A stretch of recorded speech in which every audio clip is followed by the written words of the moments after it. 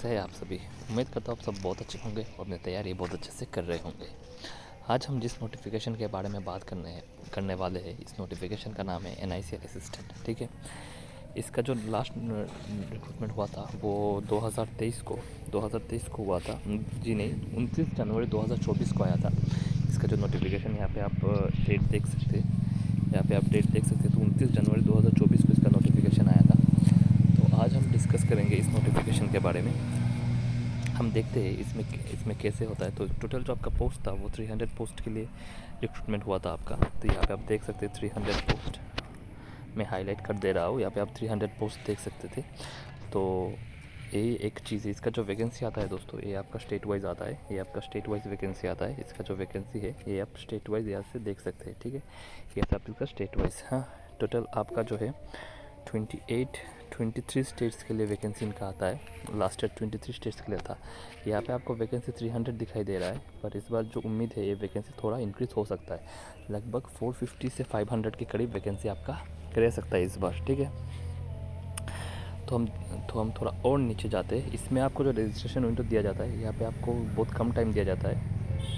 यहाँ पे आपका 15 डेज़ के करीब रजिस्ट्रेशन विंडो दिया जाता है और इसके टाइम भी बहुत कम आप देख रहे हैं। इसका जो एग्ज़ाम हो जाता है ये आपका 20 दिन बाद। ठीक है, जब रजिस्ट्रेशन आपका ख़त्म होता है लास्ट ईयर 20 दिन बाद आपका एग्ज़ाम हो गया था। आप देख सकते हैं 2 मार्च यहाँ पे था। और मेंस एग्ज़ाम भी शायद कुछ दिन नहीं, मेंस का तो शायद रिज़ल्ट भी आ गया, आके शायद अभी ज्वाइनिंग का प्रोसेस चल रहा है। ठीक है, तो ये था आपका इवेंट से बहुत ही फर्स्ट प्रोसेस है दोस्तों, इसलिए आपको नोटिफिकेशन से एग्ज़ाम तक आपको हार्डली 32 से 33 डेज तक समय मिलेगा।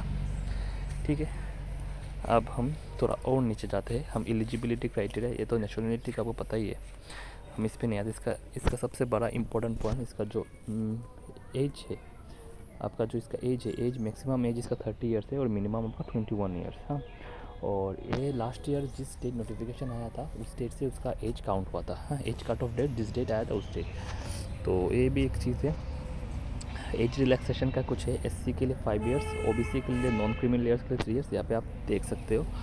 हम थोड़ा और नीचे आते हैं। ठीक है, एडुकेशनल क्वालिफिकेशन जो है, तो ये आपका 1/1/2024 तक, यानी जिस महीने आपका नोटिफिकेशन आया था इस महीने नोटिफिकेशन तक आपका जो एजुकेशनल क्वालिफिकेशन है इसके आपको ग्रेजुएट होना चाहिए, कोई भी मार्क्स की ज़रूरत नहीं है। हाँ, तो ये सब चीज़ें हैं। और देखिए कुछ इंपॉर्टेंट चीज़ें हैं क्या, EWS का तो आपको पता ही है, प्री एग्ज़ाम ये आपको पता ही है। ये है आपका मोड ऑफ एग्ज़ाम। इसका जो ये प्री और मेंस दो चीज़ों में होता है। उसके बाद आपका एक लैंग्वेज प्रोफिशिएंसी टेस्ट रहता है। ठीक है, LPT जिसे हम बोलते हैं। तो इस पे आपका जो प्री है यहाँ पे आपका 3 सेक्शन है। आपका इंग्लिश होता है, रीजनिंग होता है और न्यूमेरिकल एबिलिटी। हाँ, इसमें टोटल आपका 100 मार्क्स 1 आवर्स के लिए, और इसमें सेक्शनल टाइमिंग भी होता है। ठीक है, तो सेक्शनल टाइमिंग यहाँ पे होता है। तो हम नेक्स्ट जैसे मीडियम में आप देखें, इंग्लिश और हिंदी में आपका ये टेस्ट कंडक्ट करवाया जाता है। फिर हम और नीचे जाते हैं, उसके बाद हम थोड़ा मेंस पे आते हैं। मेंस यहाँ पे आप देख सकते हैं 4 कैटेगरी पे है, English, reasoning, numerical ability, computer knowledge. 5 subject के ऊपर आपका मेंस होता है।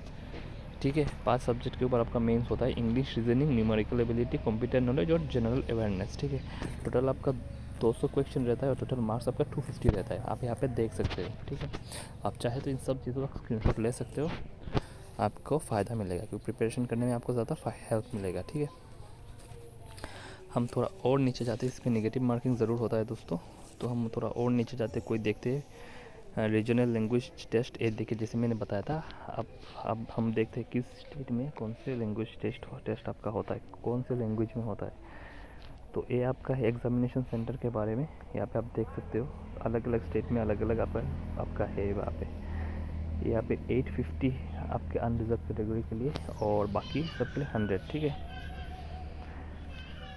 तो इससे तो नहीं है। और इसका जो अलग अलग स्टेट के लिए कौन सा होता है, तो मैं ये भी आपके लिए अलग से वीडियो बनाऊंगा, इस नोटिफिकेशन में नहीं है। जैसे कि वेस्ट बंगाल के लिए आपको बंगाली जानना बहुत ज़रूरी है। अगर आप असम से अप्लाई करते हो तो असमीज़ जानना, गुजरात के लिए गुजराती, हिंदी है शायद है गुजराती में, हिंदी भी है शायद गुजरात में।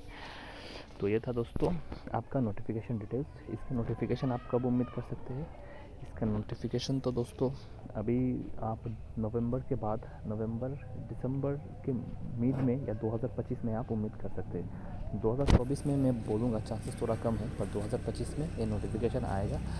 और ज़्यादा दिन आपको टाइम भी नहीं मिलेगा, क्योंकि अभी मुझे नहीं लगता ये नोटिफिकेशन रिलीज़ करेगा, मुझे नहीं लगता, क्योंकि उनका NICL AO भी रिक्रूटमेंट होने वाला है।